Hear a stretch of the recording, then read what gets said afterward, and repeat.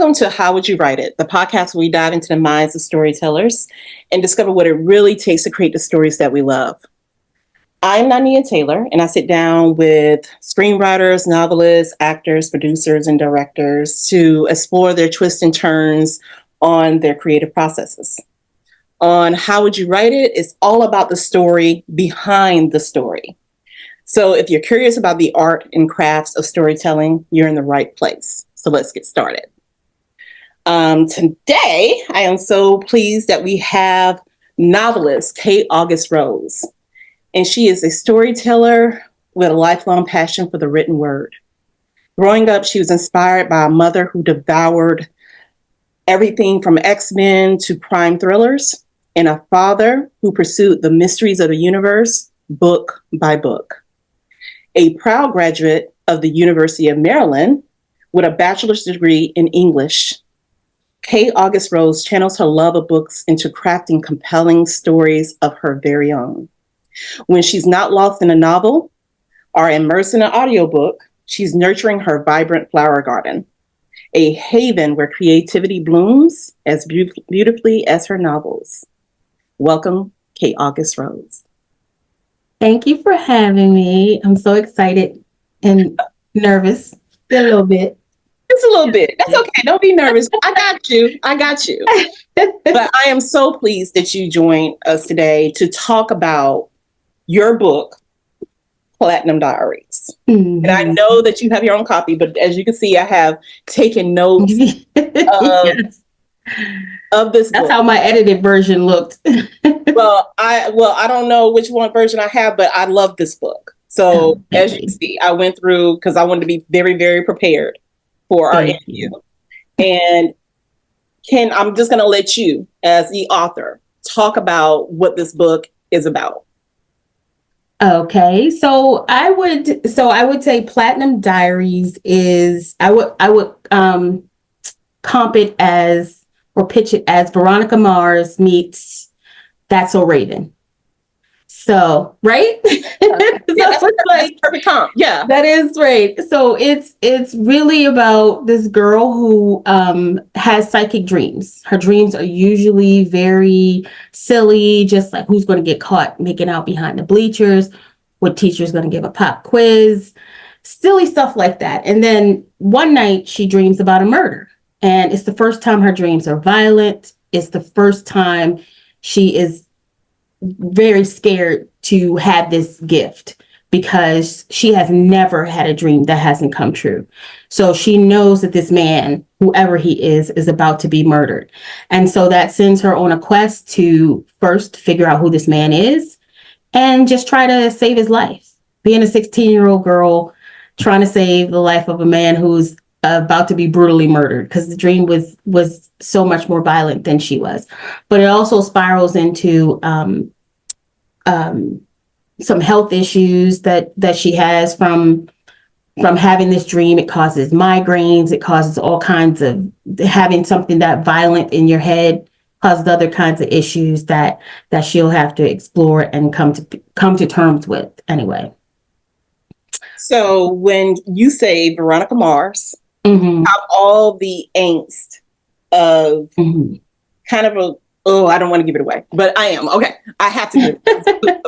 Okay. So I'm just going to tell you the things I loved about this book, and we're going to delve into like your creativity of how you came up with the concept and everything to it. But this is a young adult novel. Yes. Yes. And so I have to say, as a grown woman, I was like, okay, this is so good and I need more of this. But okay, so one thing I did love about this, you have the protagonist, Sarah. Yes. Sarah. You have the protagonist, she has both of her parents. Mm-hmm. She's a young Black teenage girl. Mm-hmm. And like you stated, she has precognitive dreams. Mm-hmm. And like you stated, they come true. And she writes them into a special diary. Yes. And that is why how you came up with the title of Detective Diaries. Yes. Is because the diary that she writes in is very, very special to her. When she has these dreams, she has to then turn around and get them out of her head by writing it down. Yeah. Release it into the diary. And she kind of keeps that diary a secret for herself and only for a very, very select few. And even with that, she only allows them to read certain passages. Right. Because of the cognitive dreams that she's having, some of it is reflective of the people who are around her, who are special to her. Yes. Your characters in this book, you have her friend Penny. And you Penelope. Yes. Penelope. She's a Black girl named Penelope. And then they are her best friends, Penny and Ivan. And Ivan is a nerd, lanky, tall, and they're very, and I love that. Like, you've given her a solid foundation of family, her mother and father, and then you have her a solid foundation of her best friends. And they're the only ones who kind of know, and of course her grandmother, who knows about, her gift. Yes. And she's kept this quiet all this time, all her 16 years of keeping this kind of to herself in that small group of friendship. And something happens when her high school nemesis returns back to high school. He returns back because he's been out for almost a year because he had an accident. And his mother passed away in the same accident. And so he's been out of school for that long. And when he returns back to the school, they have kind of a clash. Yes. Where the principal kind of sticks them together because he's tired of them kind of arguing with each other. Yes. And he was like, he's also just, the headmaster is also just a jerk. So he's just like, I don't really like either one of these kids. Let's make them work together because I know they'll hate it. To get on both of their nerves. The headmaster is a jerk. Yeah. So he kind of pushes them together. And when her nemesis comes back, and he's now wearing gloves, and he doesn't want to be touched. And she's thinking, oh, he doesn't want to be touched by me because we can't stand each other. And they have a little bit of history. And I'm sorry, I'm giving these stories because to lead into the question. No, I mean, I don't think you haven't given away any spoilers yet. This is all kind of Okay, so this is all kind of chapter 1. Yeah, chapter 1. Yes. So her nemesis comes back and he was a very popular student. Yes. He's the richest boy in school. His father is a billionaire. Yes. Possibly trillionaire, as much money his father was into. Exactly. His father was into. He comes back, but he's kind of now changed.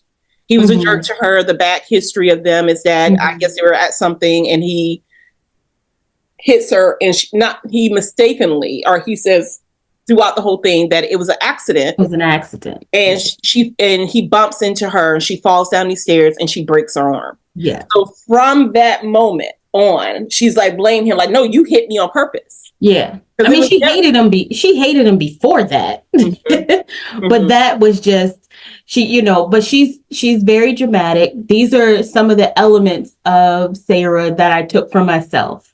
So anybody who knows me knows that I'm very dramatic. I will be hyperbolic if given the chance. I'm going to be dramatic. You can't just be like, bump into me. I'll be, oh, you tried to kill me. Oh, you really wanted to murder me, didn't you? Or I could trip over something. Oh, I almost died. Oh my God. So that is how she is. So she's just not like, no, you didn't just bump into me. You tried to kill me. I could have died. Like she's just very much is going to be the worst thing ever whenever she has to talk about it. But I would think he would have tried to kill me too if you bumped into me. I fall down the stairs and I break my arm. And her nemesis name is Conrad Bishop. Yes. Okay, and they go to a very exclusive academy. Private school. Private school, where you have to make a lot of money to kind of send your child to the school. Yes. And she's come in, even though her family would not be considered like on even the medium income. No, they They're not are making as much as definitely everybody else. I mean, other kids go exactly. there, and so she does have a scholarship to go to this academy, and so everyone kind of looks down their nose at her Yeah, because she is not as rich as they are. Even right. though in our we were like, oh, that's good money. Yeah, yeah. Her father is a doctor and her mother is a very successful writer. Oh, So they definitely are living well off. yes. But in the hierarchy of that school, she's around, the bottom where she Yeah. would be considered rich anywhere else. Her house would be considered lovely and glorious. Like in the echelon, it's Conrad and his billion-dollar dad, multi-billion-dollar dad. Then it's probably Ivan and Penny are probably around the same. Ivan's dad is a diamond dealer. Mm-hmm. Penny's father is a rapper, Mm-hmm. actor. He used to be a gangbanger. He has a lot of money. Some of it's not legal, some of it is, but they're around the same. And then it's Sabra as far as like, and definitely where the houses go, like the best house, and then Yeah. and hers. But anybody, like if I went to our house, I would be like, this is beautiful. I would love to have this house. But yeah, Y'all yeah, want to adopt me? exactly. So talk to me about your how did you get inspired to write this? What inspired you to write this story? I just had an idea of a murder mystery. Like I just kind of wanted to do something that was going to be mysterious, but there's always some paranormal aspect that's in the back of my brain. It's very hard for me to write just a straight contemporary novel. Mm-hmm. This is the most contemporary type of novel that I've ever done. So everything else has some sort of paranormal, some sort of supernatural, some sort of dystopian type of element to it. I think I have one book that is just straight contemporary, and then this is the next closest thing to a contemporary novel where everything about it is realistic except for her dreams. Everything else is just, you Yeah, I would know, have thought I was it is, I could would have thought I happen was in the surprised. real world except for her dreams. Yeah. So um I really just had this murder mystery in mind that I wanted to do, and I was just like, well, I don't know, how would she know about this murder? Like, why would she? And then I was like, well, she could dream it. And then I started thinking about having psychic dreams. Like I honestly, this is the one book that I've written where I can't pinpoint where the exact idea. Every other book that I have, Uh-huh. I can say, well, I had a dream that came about from that, and then I expanded on it, or I was reading something else and it made me think of this. But I don't know exactly where all the pieces came from. I just know that I wanted to write a murder mystery, and I started writing it, and then I just had the idea, like it just popped into my head to say, psychic dreams, and just have the dreams come about and have her see this murder. And then it just started to go from there. Uh-huh. Which was weird because it's the only book that I have. And it's one of the first novels. I have two other novels that I wrote before this. Mm-hmm. So it was just kind of, one was the contemporary that I wrote when I was like 19. That Mm-hmm. was terrible. It was 500 pages. But that was my first time writing a novel. And then I wrote another book in between that is really um, very supernatural or science fiction type of. They all have like a mystery to it. And then I wrote this one. And Mm-hmm. so I think I was just trying to step away from like hardcore Yeah. paranormal stuff and hardcore not hardcore. I don't do hardcore supernatural anyway. I mean science fiction. Uh-huh. But that is really where it was like a murder mystery. I just kind of wanted to solve a crime.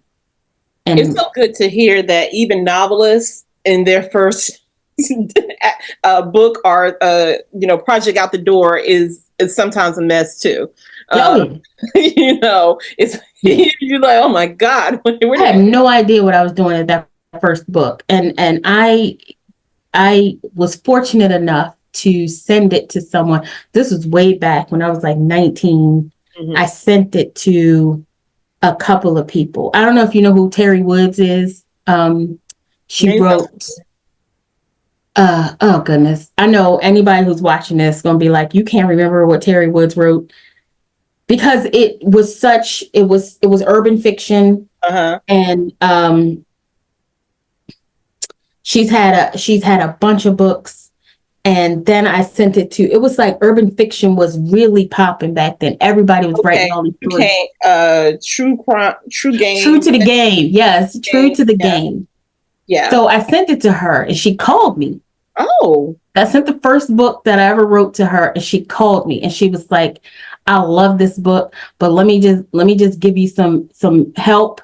Because let me tell you, that book was formatted, but that was back when you couldn't just hop on the internet and be like, hey, how do I format a manuscript? Mm-hmm. And she was just like, and I did find a website that, showed me how to format a manuscript, but she was like, this isn't formatted right. All of my dialogue was in bold and italics. Okay.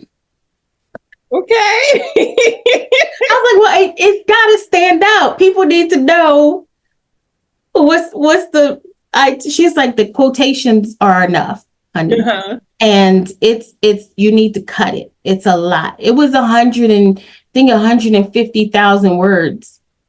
Yeah. Yeah. And then I didn't know what genre it was. I technically was writing a young adult novel and I didn't even know it.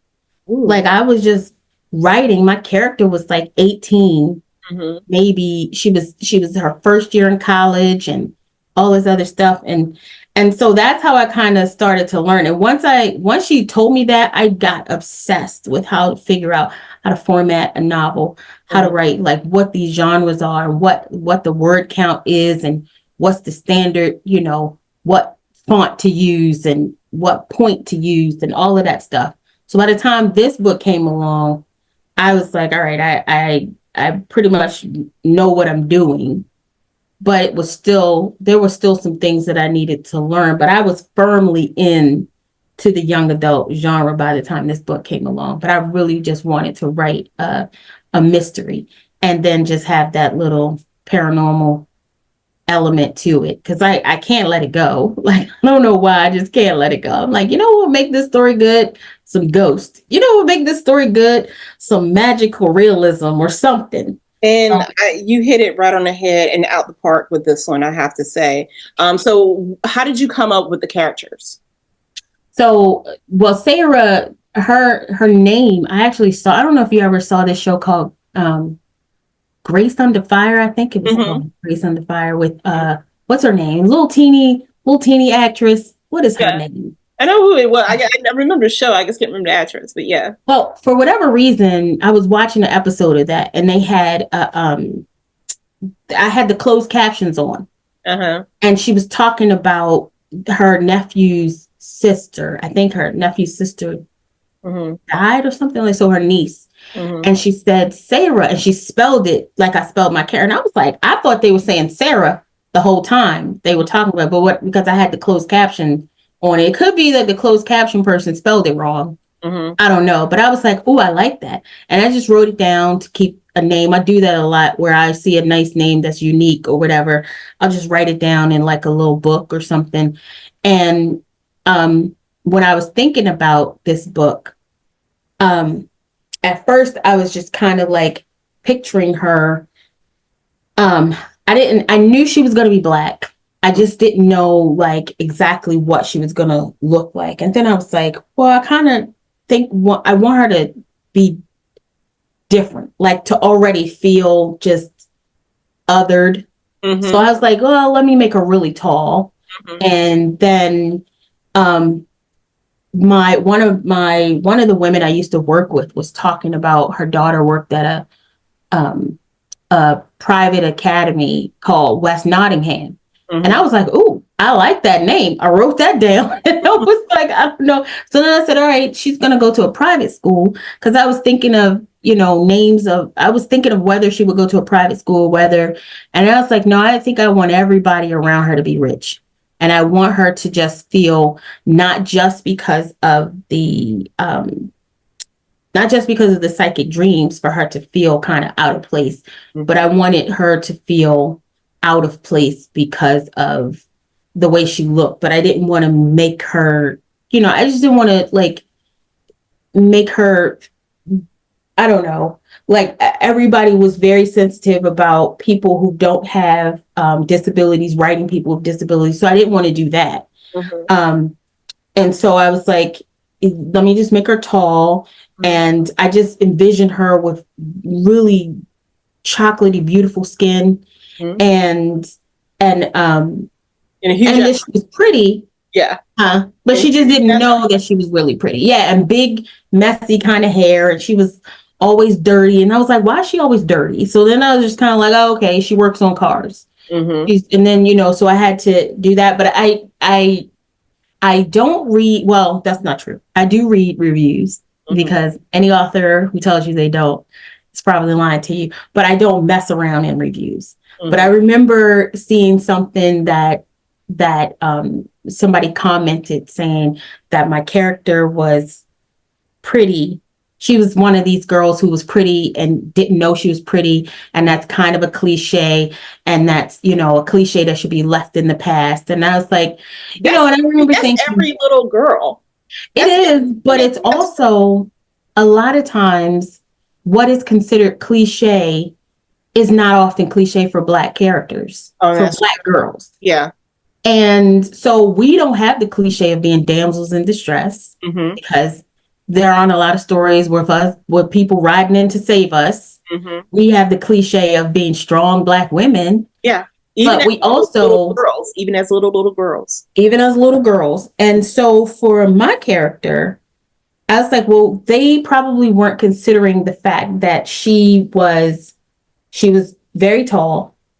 She was dark skinned. And she's in a school with predominantly white school. That is a recipe for not feeling pretty. Yes. When everybody around you doesn't really look like, there are 11 other Black kids in this school. And there are other minorities, but there are 10 other Black kids. She makes 11. And her mother loves her. Her father loves her. They tell her that she's beautiful. Her grandmother tells her that she's beautiful, but you got to hear it from other people in order for you to believe it. Because when she walks outside, people are like, oh my God, you're so tall. Oh my God. From the time that she really started to grow, that's all she heard. Yeah. So it wasn't anything like, oh, you're so pretty or you're cute or. Did they give her a nickname in high school? Was it Stork or something like that they called her? Oh, the guy who sits beside her calls her Giraffe. Giraffe, yeah. Yeah. And so that's what she hears stuff like that. So for her not to believe that she's pretty, and then she doesn't know how to fix herself up. She doesn't just know how to do her hair. Her best friend is very well put together. She's got the best weaves, but her mother is like that. Her mother is like, hey, I'm going to go get my hair done. You going to go get your hair done.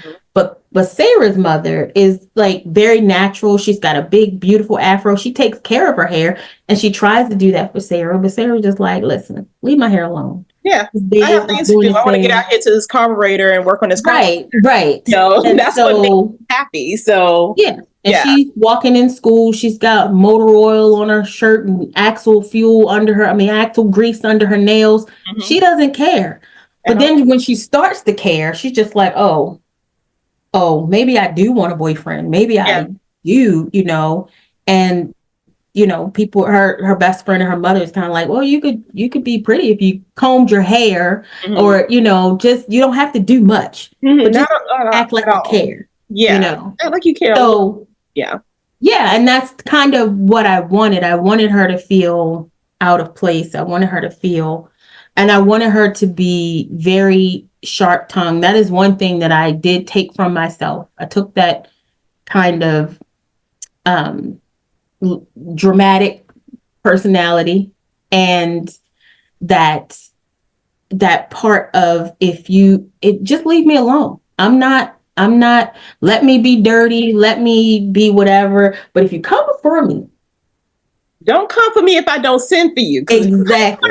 If you come over here, cutting tongue, I'm gonna send you back feeling all kinds of ways, and then I'm gonna be the bad person because that has happened to me, and I'm like, should have left me alone. But so I did. I did write that in her kind of character as her defense of when she feels uncomfortable or when she's attacked, which she does. Like, she can hold her own with her tongue with the people around her. She really sends them crying if they come for her. Yeah. She's been known to hurt a lot of feelings. And so the majority of the time they kind of leave her alone. Now she still gets she was bullied, and she was bullied by the nemesis Conrad Bishop, the one who had been out of school, and then he got in a car accident with his mother, and his mother passed away, and he comes back a little bit different. He's wearing gloves, and he doesn't want anyone touching him. And so that's mystery that you put there. Right. Of you trying to feel like, why doesn't he want anyone to touch him? And like I stated, they get paired up. And as the story goes on, after he returns to school, and the day after class, she's riding home, and he clips her while she's riding on her bike. She has a bike, and she rides back and forth and kind of protests because they gave her parking spot to Conrad for him to return. And so in protest, she's been riding her bike every day to school. I don't know why she thought that was a protest, but that's her. Well, it's not so much a protest, but I mean, it is and it isn't, because her best friend does say, I could have picked you up. Yeah, anybody can pick her two best friends. I'm gonna be mad. I'm gonna be mad. I'm gonna be mad at everybody. Because she's very stubborn. Yeah. I partially thought like this is her way of getting at her anger before she gets clapped. Let me exercise this out. So as she's riding her bike home, Conrad, who is in his huge truck, flips her, and she falls off her bike, and she face plants into like the grass and dirt and everything. So she's bruised, and he helps her up, and one of the things that he never does is apologize. Right. And he does offer her to take her home, and she's just like, no. But that night she has this horrible premonition dream of seeing a mystery guy she doesn't know, being chased by 3 guys in a clown mask, and they kill him horribly. Yeah. And because she had that premonition, is so dark, it's called, dark negative energy from her seeing that, she is sick as a dog. Like she is really, really going through. But she doesn't want to stay home with her mom, or her mother's hovering over her, and she doesn't want her father and her mother and father like really concerned. So she pushes through and she goes to school. And when she gets to school, it's not getting any better. And Conrad shows a little bit of support for her, because I think in back as he's concerned, like, did I do this to her? Yeah. It's guilt. It's guilt more than it is. Like, is she going to sue me and put a tiny microscopic dent in my father's large pile of money? Right. And so he ends up taking her. She passes out. He ends up taking her to her father. And from that moment on, is like their lives becomes a little bit more entwined. Yeah. And the story. Oh my God! I just wish I could tell everything. Yeah. But the lives becomes a little bit more intertwined, and they find out they have to work on a school project together. And there is side stories going on with her best friends, and it's side stories going on with Conrad's ex-girlfriend and his best friend. And then there's this mystery that that Sarah is so very, like, she's determined to solve, because part of her part of her, I'm just gonna call it power or psychic ability, is that as soon as she tells her the subject of the dream about her premonition, it typically waylays that what was supposed to happen. It changes in some sort of way, and she doesn't know how it changed. It could change for the better, could change for the worse. She's been trying to beta test that, but she knows that it will change it. She just doesn't know. And she And so she is determined to find the man who died and was murdered in her precognition dream, Mm-hmm. and to tell him or to save him. And she's Mm-hmm. very determined about this. And her mother and father know, and everybody's like really concerned about keeping her safe. You know, everyone wants her to stay out of it, and they even call in her grandmother because she's not feeling very well. And her grandmother has the same gift because she was gifted from the Mm-hmm. family line. It skipped her Mm-hmm. mother. The gift skipped her mother's generation and is now Sarah's. And so now she's in her grandmother has come into town to try Mm-hmm. to help her, you know, get through this little trial of being sick. But on top of it, because her father is a doctor, he's thinking there may be something seriously wrong with my baby. Mm-hmm. And we need to find out. We need to go to a doctor. You need to get an MRI. We need to make sure you're okay, which is offensive to Sarah and her grandmother and possibly her Mm-hmm. mother too, because they know it's just the gift. It's the gift. Right. Yes, Right. it's making her sick. You're right. But it's just a gift. There's nothing wrong with her because, you know, growing up with that and having this gift is, you know, people will look at you like you're a weirdo, like Right. you're strange, you're different. And one thing that Sarah has with her father, she's a daddy's girl. Mm-hmm. And but it tears her down that when he is like, no, we gotta make sure your brain is okay. Like Yeah. you're okay. Yeah. And she's just like, but that is just the gift, is that. But I also get the father's angst. Like I gotta make sure that it's not a Yeah. medical thing with you. I would like to ask you, as a young adult author, how did you get into the mind of teenagers? Because, Well, let me first give you a compliment before you start. I'm so sorry. I got to give you a compliment. Even though, okay. because I've read some young adult books and the Mhm. teenagers would have me screaming on the page, like, come on, you can't be that dumb. Yeah. I didn't do that in this book because they're teenagers. Mm-hmm. But, and don't get me wrong, they did some crazy things. Some stuff I'm like, why did you come on? But not enough for me to be like, you can't be this naive. Right. You can't be this, you know, about life. Right. Really. You know what I'm saying? It's not so much of the circumstances that you got in, but it's like kind of thinking things through that made me Right. in some novels, I'm like, come on, you can't make them that ignorant and that naive, even though I understand it, but you did a very well job on keeping the teenage angst, keeping the level of that knowledge and how they experience life clear. But I was just like, how do you, as an author, do that? Like I was just like, this was so good. How do you do that? I think there's like a dual edge sword to that, because I think if you're trying to write a naive character, then that's fine. And she might be frustrating, or he might be frustrating on the page or to the reader. But if you're telling us that this person is naive and you have them doing naive things, that's one thing. Mm-hmm. But then if you're telling us this person is smart and is strong and is, you know, if they're going to be heading up this quest, they're the one chosen one, and they keep doing dumb things. Mm-hmm. That to me is where I think there's a disconnect between grown-ups writing for kids, because they're like, oh, I think you're playing down to how intelligent teenagers can be.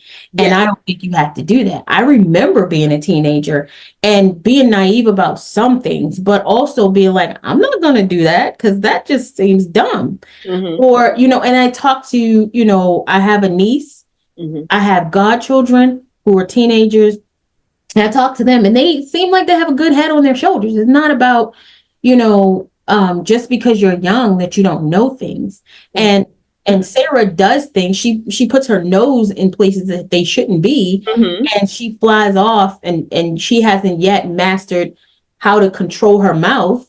Mm-hmm. Which you see right in the first chapter, where she's just mouthing off to the headmaster. And then she's just like, I'm saying stuff that I shouldn't be saying, but it's already out of her mouth. Mm-hmm. And a lot of times, at least that's how I was as a teen, Mm-hmm. where it's going to come out. And then I think, oh, shoot, I shouldn't have said that. Or, oh, man, I probably hurt somebody's feelings. Or my mother's about to slap me or Mm-hmm. something. You know, it's like it's already out there. And so that's kind of, depending on the character, that's kind of where I came from with Sarah anyway. It was like, once I decided how she was going to be, I was like, okay, is this just going to be internal dialogue for her? Sometimes it was just internal dialogue, and sometimes I was like, no, this needs to come out of her mouth, because it'll further solidify the fact that she doesn't have impulse control with some of the things that she says and some of the things that she does. And that is very teen, where they will just say whatever or will do whatever. And it's frustrating sometimes when I'm reading young adult, and I read a lot of young adult books, and the character will just not stand up for themselves. And it's not even like, I don't know, like it's the most minor thing. And I'm like, why wouldn't you just or explain yourself? Those are the things that always frustrate me, where conflict is just about, if you just say this sentence, there's no conflict. Or if you just have them do whatever, then the conflict is done. Those are the type of stories that frustrate me. So I was making sure that there was no conflict in this story that could be cleared up by just having a conversation. Now, even though that, because Penny and her best friend, she and Penny get into a conflict, or an argument, or hurt feelings, or a misunderstanding. Right. And I love the fact that you had them sit down. And even though the conversation at first didn't go very well, I thought for a second it was go left. Right.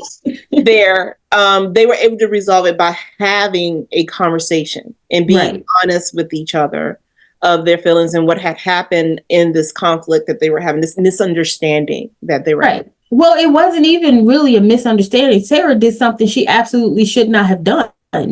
And, because she wasn't thinking. She just was like, hey, in the moment. I'm in this moment, and what does this mean? And even though I know X, Y, and Z is supposed to happen because I dreamed about it, maybe that's not what's supposed to happen. Maybe this is what's supposed to happen. And because she's all over the place with that, and those hormones are going all over the place, she's just gonna, I can't have her just not make any mistakes. No, and she made plenty of mistakes. Yeah. But I did like how she did her best to resolve them by communicating, and that she held her friends, these two special people, Ivan and Penny, to very high regard, because they did keep her secret. They always had her back. I did like the fact also that Ivan, when someone snatched her journal, and like I said, the journal, the diary, the Platinum Diary is her, that is her special book. Like, no one reads it. Like I said, it's very, very important to her, but she only allows Penny or Ivan or one of her, her mother or father or her grandmother to read special passages out of it.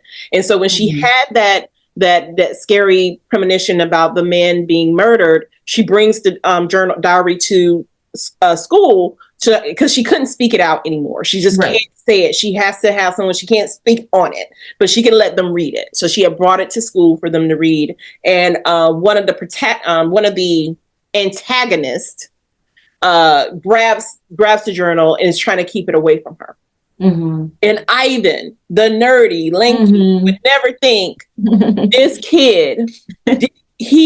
When I say he took down this, I would call him a bully. Yes. Down this big bully easily. And then when the bully's friends try to jump in, he took down that bully too. And I was just like, wait a minute.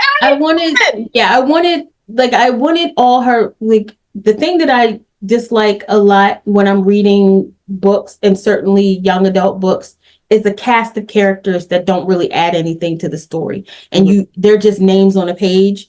So I was like, okay, I want her to have two core friends, and they need to be full individuals. They're not just her sidekicks, that they have a personality and that they have things about them. And then I was just like, a male and a female. And then I was like, and I want her to be really good friends with the girl. I want her to be I just don't like books where the main character doesn't like any other girls. If she has a male friend, she doesn't like any girls, and no girls like her. And I'm like, that's just not I mean, it's somebody's story, but it's not as realistic. It wasn't realistic for me. I had a lot of girlfriends. I still have a lot of girlfriends. Mm-hmm. And I was like, she needs to be closer to Penny. I wanted Penny to be Black as well. Mm-hmm. And just different. Like, I just want to be like, hey, you guys can see that Black people come in different ways. This girl Sarah is very much a tomboy, not into hair and nails and all this other stuff. And Penny is very much like A she girly feels her girl. mother's shoes Mm-hmm. well, that's I'm telling you stuff from book 2, but that she But Penny does go in her mother's closet, but with her mother's consent, and just grabs not all the time. all the time. So what Not teenager all the does though? What teenage girl does though? Like right. you see And something, like, ugh. she's very much into this posh, like she's been living like a rich girl for a lot longer than Mhm. Sarah has. So she's very much like, hey, I'm used to this. I'm used to all of this. And I just wanted them to still be friends, but to be very different. And then you Yeah. throw in Ivan, who is such a nerd, but he also does Krav Maga. He's Mhm. just like, hey, I got beat up a lot. And my parents were like, you got to do something. We're tired of you getting beat up. And that's what they did. So he can defend himself. And I really loved writing that stuff. I definitely had specific things that I wanted. I wanted her to have dedicated parents who aren't just off letting her do whatever. She has a curfew. She gets in trouble. She gets fussed at. They are Very heavily involved parents. Yeah. very involved. And because a lot of times it's like, well, the parents are dead, or the parents are self-absorbed, or the parents are alcoholics, or you can explain why these teens are out doing things that they shouldn't be doing, or out places where they shouldn't be. And I wanted Sarah to be like, her parents to just be, no, you need to be home. Why aren't you here? And that's why I had to figure, like, what would her father do if she was having these dreams? He's a doctor, and she's having these dreams that she woke up from that dream and she vomited and had a migraine the next day.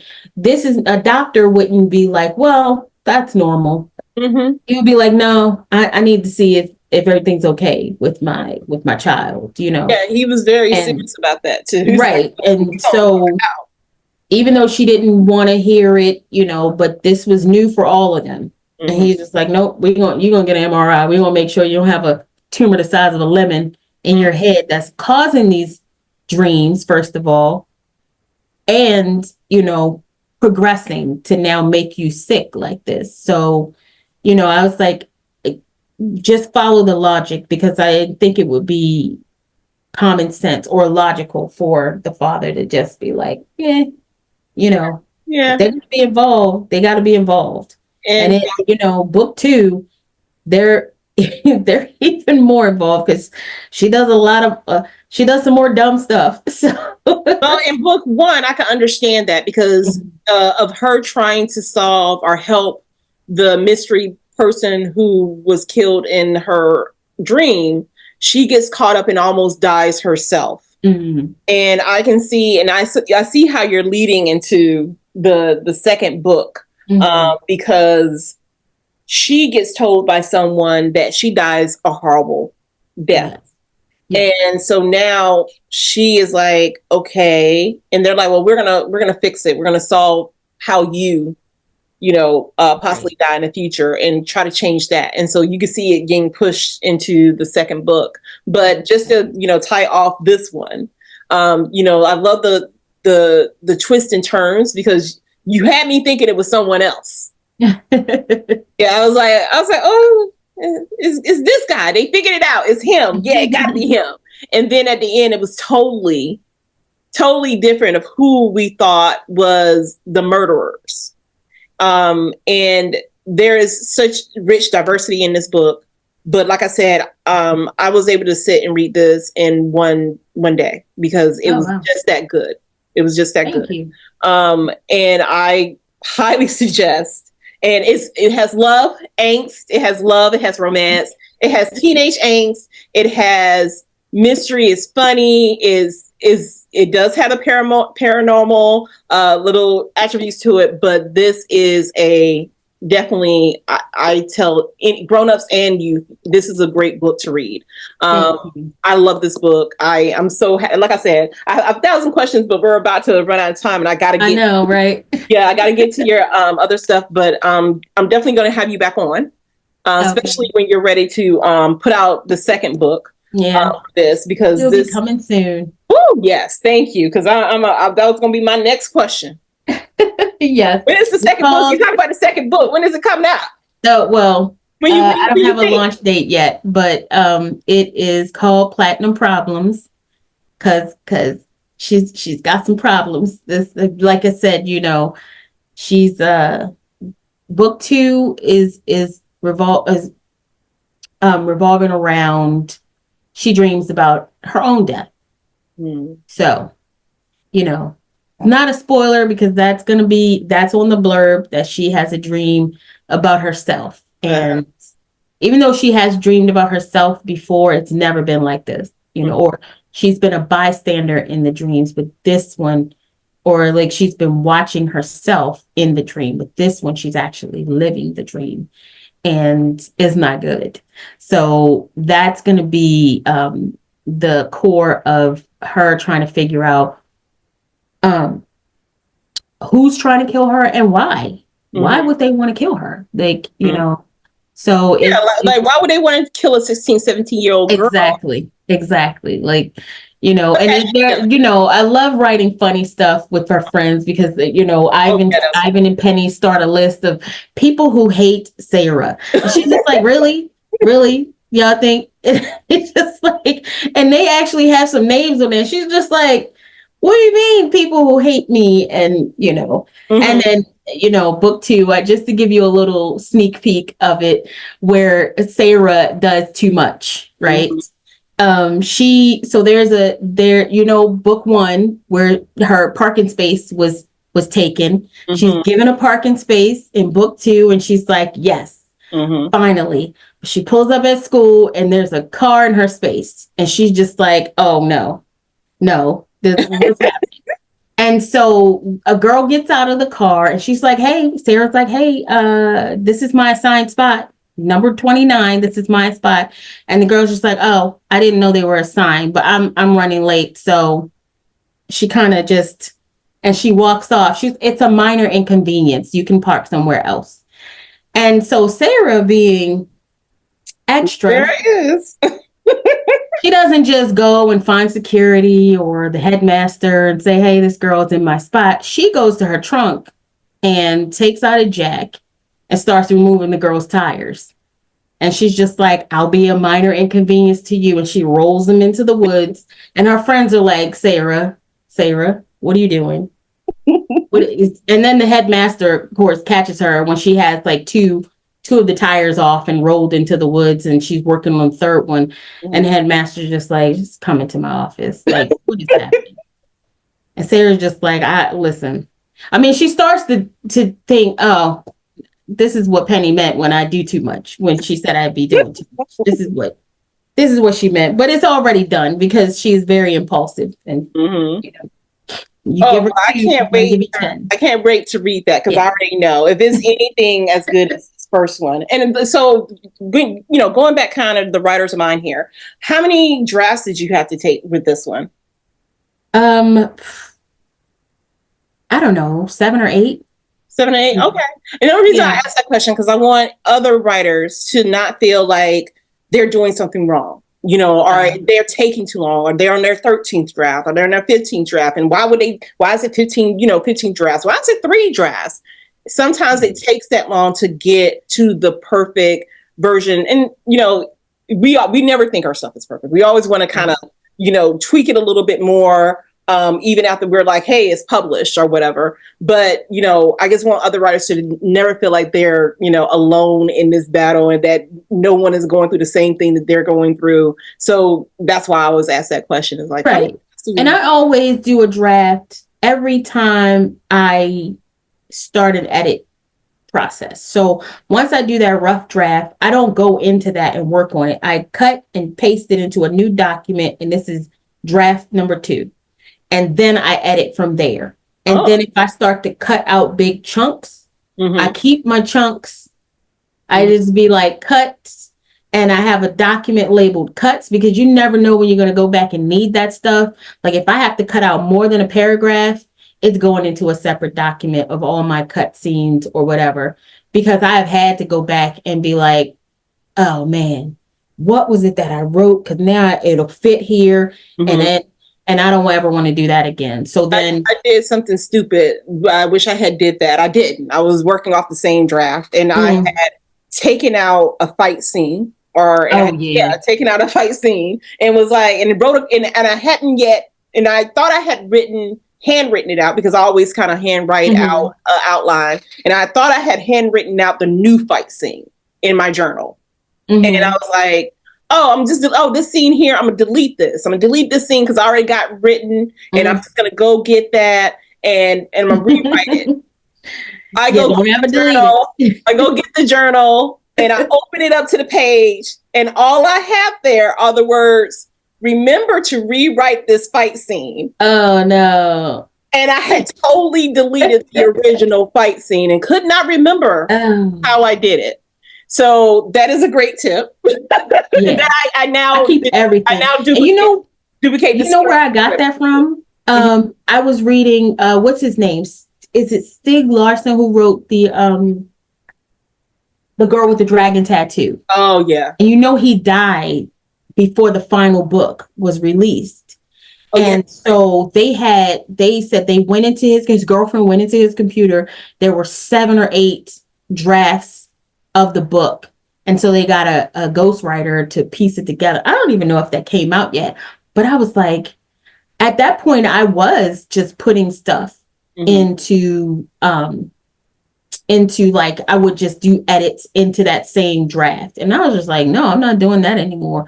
So now you'll open up a document, and I'll have a bunch of different drafts. Like my most recent novel, I think I have about 6 drafts of that. And then when I send it to a beta reader and they come back with the edits, I keep that as a draft. When I send it to a developmental editor and they come back with edits, I keep that as a draft. So I keep everything, because I never know. You never know when you're going to need those, a sentence or a chapter or a scene or something.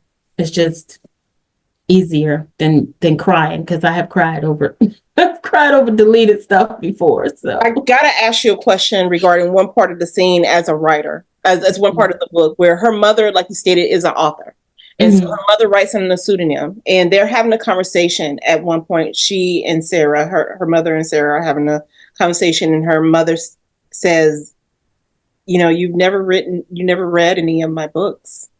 You never kind of supported me. You never gone on any of my book tours." And her mother's a very successful writer. She's pretty almost a kind of a household name writer. And Sarah feels kind of guilty, because she's like, God, I have been selfish. I haven't supported my mother. But that made me just think, as a creative, person, and who, pours into, stories, and as screenwriters and anyone who's kind of creative, that feeling of not having support of your family and friends. It's hard sometimes even asking for feedback from, families and friends, because you're like, they don't want to read this, for me, probably 112 pages or 92 pages of the script. For a novelist, you can go up to 300, 400 pages if you want to. And sometimes they don't even, you may have family members or friends who don't even, buy the book.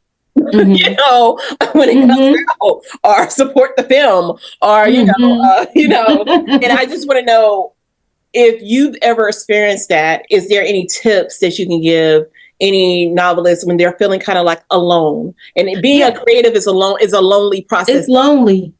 It's lonely. And trust me, so I used to be that person that just be like, read this. And my mother would read everything, and she just thought I was the greatest writer that there ever was. Even my poetry is terrible. My baby wrote this. And, so, but you have to take her critique with a grain of salt because she's your mother. She's going to love everything and she's going to read everything. But outside of that, and my sister will read everything. My sister is slacking off. So when she watched this, I'm like, do better, boo. She is slacking off with reading my stuff. But I have learned to not force my stuff on people. I have learned you won't get my book unless you ask for it. Mm-hmm. And that's just it, because I have found that people, strangers, will support you more than your family, which is sad. But I every review that I have on Amazon is from a person I don't know. Mm-hmm. Every review I have on Goodreads is from a person that I don't know. Mm-hmm. So it's well, that's not true. I think 2 of the reviews on Amazon are from people that I know, but all the rest of them are from people that I don't know. And so you can ask, I do ask when the book launched, I'm like, can you do 3 things? Can you buy the book? Can you read the book? Can you review the book? Most people did one of the 3. Mm-hmm. Some people did 2. Nobody did all 3, mm-hmm. But that's fine. I'm like, that's fine. You can support me in the way in which you can support me. And that's kind of the way you have to be. You have to be like, you can't walk around just frustrated. You have to understand that, number one, this book mm-hmm. isn't the target audience for 90% of my family. Yeah. This is not written for I don't have that many teenagers. Mm-hmm. But for Sarah and that scene, I was thinking, like, how would her mother, I had a beta reader very early on, mm-hmm. tell me that was the most selfish thing she had ever read. And how could the mother be mad at the daughter for not reading? She's a child. And I was just like, I think I explained that very well. You did very well. Where her mother was just like, I asked you not to read my books as a child because they weren't age appropriate. Her mother writes romance mm-hmm. and stuff like that. So a lot of the scenes have adult content in them. Mm-hmm. And so, but she said, I thought at least some point you would be curious, or you want to go with me to book tours, or you would, and you're not. And you just, and I was like, how would I feel if mm-hmm. that, it's not been an issue, but I was like, how would I feel if mm-hmm. that was the case? Would I be kind of, I would understand that that's my child, and she's not interested in anything that mm-hmm. that doesn't, go vroom vroom or have a carburetor or something like that. But at the same time, I would think that maybe at some point she would be interested in what I have, what I'm so passionate about. And how you set it up was perfect of the conversation, because yeah. Sarah comes home because someone from school now knows that her mother, even though she writes under the pseudonym, who her mother is. And mm-hmm. that person was like really like a fan of her mother, even though she's mm-hmm. kind of a bully of Sarah. Mm-hmm. She's a huge fan of her mother. Mm-hmm. And now in the type of books, like you said, her mother writes romance books, and they can get a little steamy. Mm-hmm. For the children who may watch this, it can get a little steamy. And so, right. Sarah, the conversation comes, it's like, okay, now someone knows that who you are. And her mother's like, are you embarrassed? Right.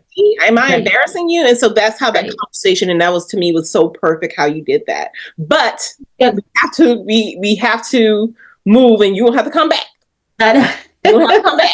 Okay, because I definitely want to see Platinum Problems. But what other projects are you working on? Is it just Platinum Problems right now? No. I have a book called Daughter of Fire. Mm-hmm. Which I would comp this as Avatar meets Black Panther. So it's about a blind girl who might be a fairy princess. She is being hunted by creatures of another realm and an African warrior who thinks she is the stolen princess from his kingdom. That she was the princess that was stolen 16 years ago. And she is just trying to live her life. And chaos descends from creatures and this warrior who is just beautiful and majestic. And I don't know, I just love him so much. And so she embarks on this journey to when her father is abducted by some creatures. she's like, okay, maybe this guy isn't crazy. Maybe he's telling me the truth, and I might have to go with him to find my father. And so that's Platinum Diary. I mean, that's Daughter of Fire. And then I have an untitled work in progress that I would comp as Annie Get Your Gun meets Dr. Sleep.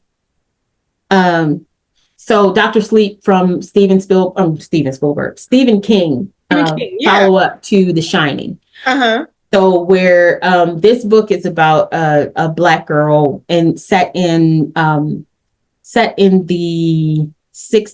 1600s, right around when slavery ended. And she's a sharpshooter. She's been shooting all her life at her daddy's knee. He's been teaching her how to shoot. And so she and a couple of her friends kind of protect their all Black settlement of freed slaves and escaped slaves, enslaved people. And so they have to work on outrunning and being protected or kept safe from rogue slave catchers who don't really care that the emancipation has happened. They like, you escaped before the emancipation and we're going to come bring you back. So from them, and then this tribe, this caravan of people who have an ability to kind of suck out your soul.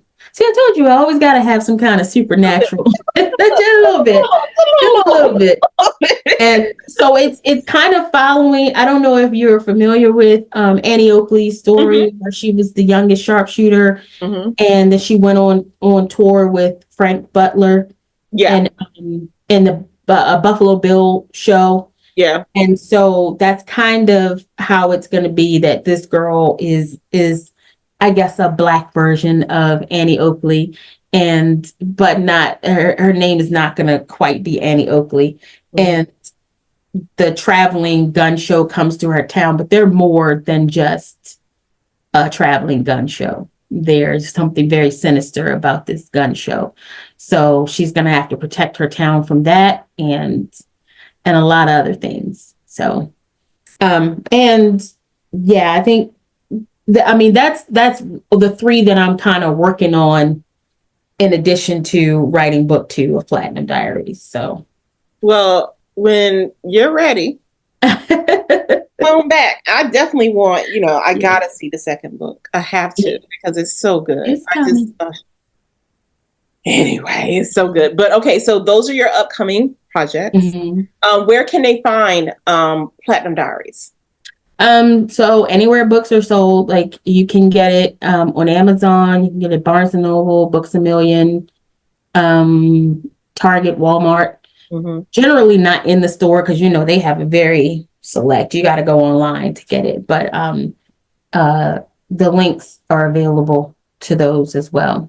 And I'll drop the links on this video, so if anyone's looking for them, you can do a quick click and go and buy it, and you can read it for yourself and see what I'm talking about with this book. Where can people find you? I have a website. It's K.AugustRose.com, and I'm also on TikTok under K.August Rose. I'm on Instagram, and I have Facebook, all K.August Rose. So if you Google that, it should come up. But I can also, give you the links for those as well. Yeah, I'll put it on a video. So on How Would You Write It? I'll always ask my guests, what is some current or past IP that you wish you had a chance to work on or be a part of? And what do you think you would have what would you have brought to the table? Oh, goodness. So many, so many.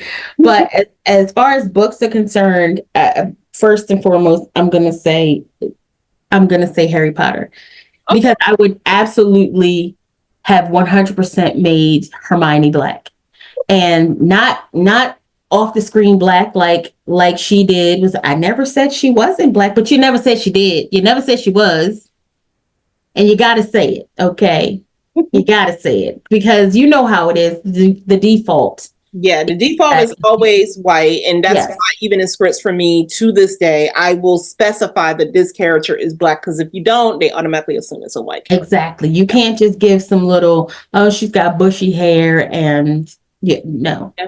Yeah, Mm-mm. they'll just think it's a white lady with bad With hair. bushy hair, because Yeah. that's exactly what they did. Mm-hmm. And so it's and I think that would have, like, sometimes I just be like, what if this character was black? It would just inform the character in a different way, Yeah. because we just bring something different to the story. Unless you're just gonna whitewash the character, then no. But if you're not, and then you're not gonna, I wouldn't say add a bunch of stereotypes, but I think it would have been interesting to just have Hermione be black. That would have been a wonderful thing for little black girls to see. This girl who's so smart and So just does all, just is great at everything. And she could still be just as annoying as she as, is, that as she, yeah, everything, and have Ron and Harry just not like her in the beginning and then come about with that friendship. It would have been beautiful.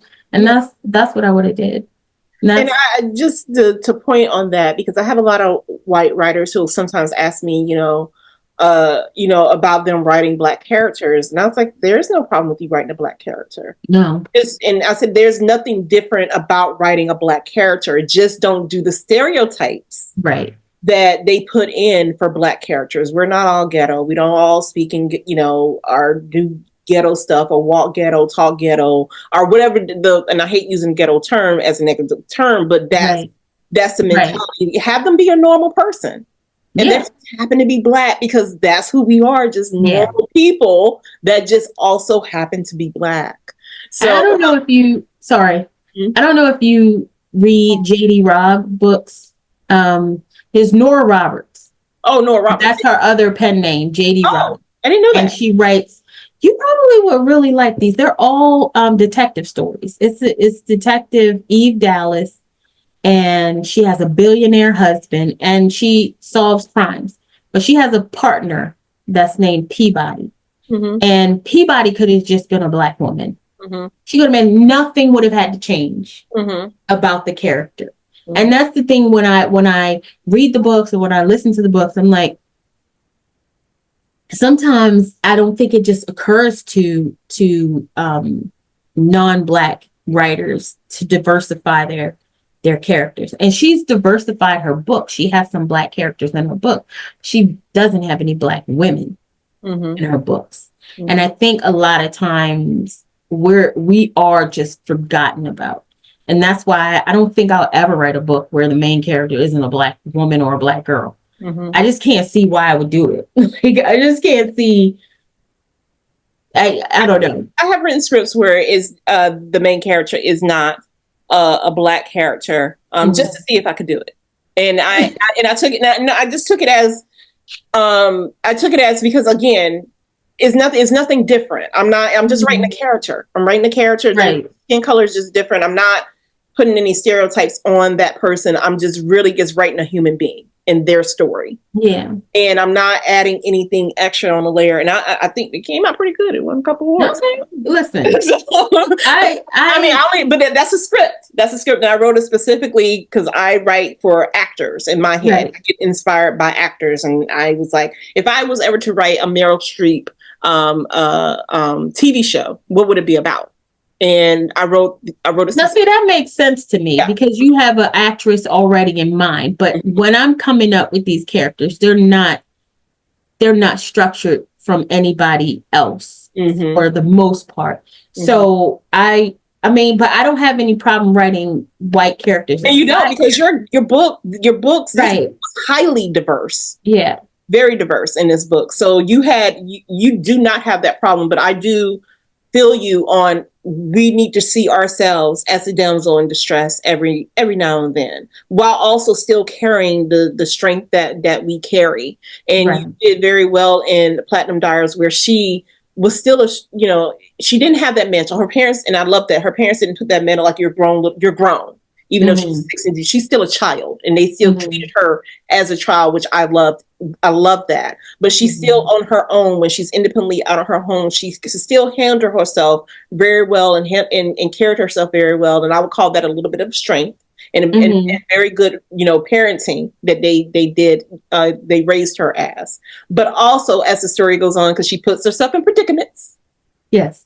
that sometimes she needed someone to come in and save her, and they And did. They that's did what I come. struggled with the Daughter of Fire book, because my main character is visually impaired and she's a child. And her father has this very strong kind of, he teaches her how to fight. He teaches her, he's always jumping out at her so she can be prepared for the for the what is he? Prepared for the something. He always yelling at her, or expect the unexpected, that he's Yeah. always jumping out at her, and she's just kind of like, why is he doing this? Why? And she has this moment where she just like, I am not, I can't do this. And not just because I can't see, but because I'm a child. I'm a child. You're That supposed shouldn't to have to take be care of me. fighting and Right. stuff. Yeah. Right. And I always want to make sure that that's something that I keep in the back of my mind when I'm writing teens. They might be at this point where they can, people are seeing them as adults. They can drive cars, they can, work a job, they can make these decisions, but they are still children. Mm-hmm. And it is still their parents' responsibility to guide them and protect them. And as long as I try to keep that as in the back of my head, I hope I won't have characters that will just be far too independent, unless it's just a different type of world that I'm writing, like a really, really different fantasy world. Mm-hmm. Well, K.August Rose, I want to thank you for Mm-hmm. joining us today on How Would You Write It? And again, you are always welcome to come back when you're ready to talk Of about your latest course. project. And I would just like to say to my audience, if no one told you today, I believe in you. You have this gift for a reason. Do not lock it away. Don't let anyone tell you that you can't do it. Don't believe that you can't do it, because the world deserves to see your gift. You have it for a reason. So get to writing, get to creating, get to filming, get to producing, and don't let anyone get in your way, and don't you get in your way. We'll see you next time on How Would You Write It?